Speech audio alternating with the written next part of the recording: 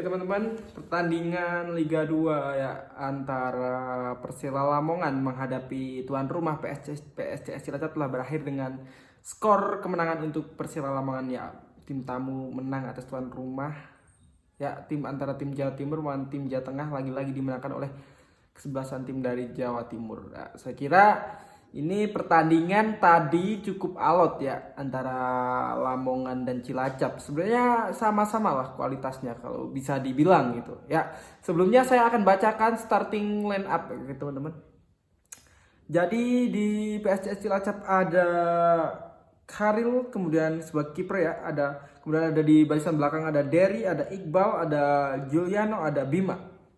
Kemudian di lini tengah ya ada Doli, ada Arthur, ada Arif, kemudian ada Elpin, dan ada Rafael di depan dan Jaid. Oke. Kemudian di Lamongan ya, di Persela. Oke, kita akan bacakan di Persela teman-teman, tunggu.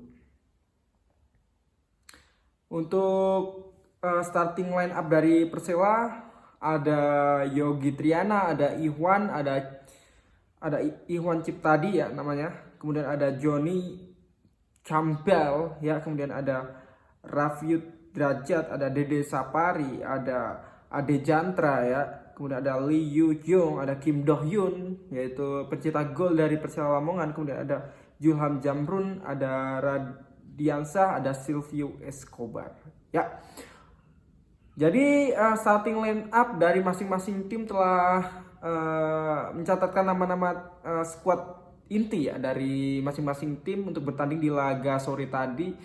Ya, sebenarnya di babak pertama itu Persela memang cukup unggul ya dalam penguasaan bola ya teman-teman.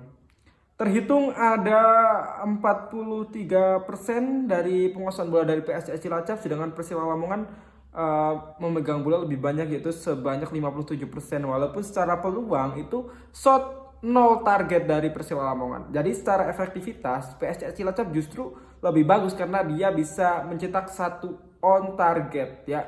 Walaupun itu gagal menjadi gol, tapi PSCS Cilacap mampu melesakkan tendangan ke gawang dari Persela Lamongan ya.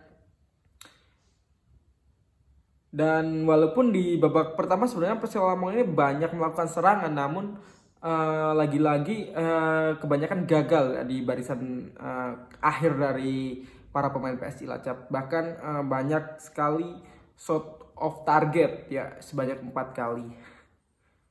Kemudian di babak kedua secara statistik PS Cilacap sebenarnya mampu untuk melesatkan tendangan ke arah gawang sebanyak 3 kali ya. Namun semua itu gagal ya. Ada satu tendangan yang saya kira itu cukup berbahaya, itu tendangan bebas dari Rodriguez ya, Rafael ya. Itu membentur tiang kanan dari gawang dari kiper Persela Lamongan gitu. Sementara Persela Lamongan hanya mampu untuk melakukan tendangan on target sebanyak 1 kali ya lewat tendangan penalti tadi. Itu sayang sekali. Di menit 80 kapten dari PS Cilacap ya melakukan pelanggaran terhadap pemain dari Persela sehingga membuahkan hadiah penalti untuk Persela Lamongan, dan gampang saja untuk Dohyung ya mencetak gol ke gawang dari PS Cilacap lewat tendangan penalti yang sangat keras gitu ya. Oke, PS Cilacap gagal meraih poin di laga kali ini ya. Maksudnya gagal meraih poin di kandang ini ya, menurut saya cukup menyedihkan ya buat pendukung dari PSCS Cilacap. Namun saya kira kalau dari segi permainan tadi itu justru lebih unggul PSCS Cilacap ya. Terlihat ambisi sekali para pemain PSCS ini telah berjuang ya. Bahkan para pemain Persela ini nyampe lini tengah, terutama di babak kedua, nyampe lini tengah aja nggak bisa masuk gitu, selalu terputus oleh para pemain, berhasil diintercept oleh para pemain PSCS Cilacap. Jadi buat para fans dari PSCS Cilacap jangan gegabah untuk kecewa dengan para pemain, karena memang saya kira di pertandingan hari ini itu hanya faktor apa ya, bisa dibilang itu faktor keberuntungan belum ada di PSCS Cilacap ya. Nah, ini perlu dibenahi untuk lini depan dari PS Cilacap agar melakukan evaluasi supaya tendangan-tendangan itu bisa langsung menuju ke jala gawang lawan gitu. Jadi untuk bisa dibilang untuk striker gitulah gitu harus lebih tajam gitu ya. Sementara dari Persela Lamongan, mereka itu sebenarnya kalau dilihat secara permainan mereka hanya menginginkan poin seri ya.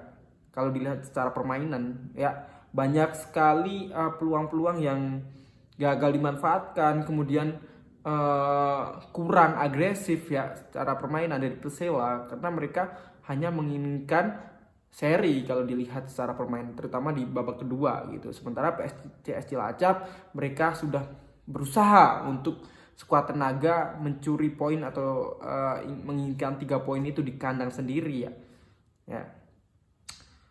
Dan saya kira pertandingan tadi itu ya pertandingan yang salah satu pertandingan yang paling terbaik lah sampai di pekan kedua ini, karena ya pertandingan berlangsung imbang dan alot ya. Peluang juga saling nyerang walaupun jarang sekali untuk sampai on target gitu. Jadi sama-sama keras gitu. Nah, untuk Persela Lamongan selamat buat Kurva Bos ataupun Lamania ya, karena tim kalian mendapatkan 3 poin. Dan jangan tak kabur, nanti Persela harus kalau bisa konsisten nanti ya sampai ke akhir liga gitu. Kemudian untuk PS Cilacap jangan berkecil hati, karena ini baru 2 laga yang dilakoni ya. Masih banyak yang perlu diperbaiki, masih banyak laga-laga yang akan dilewati oleh para pemain PSCS Cilacap di liga gitu. Jadi jangan mengendorkan mental para pemain ya, terutama buat supporter gitu. Jadi tetap tenang, dan ya yang nggak bisa tenang sih sebenarnya ya. Cuman saya yakin PSCS Cilacap ini dengan permainan seperti itu mampu bangkit lah gitu. Jadi sekian video dari saya, sampai jumpa di video selanjutnya teman-teman.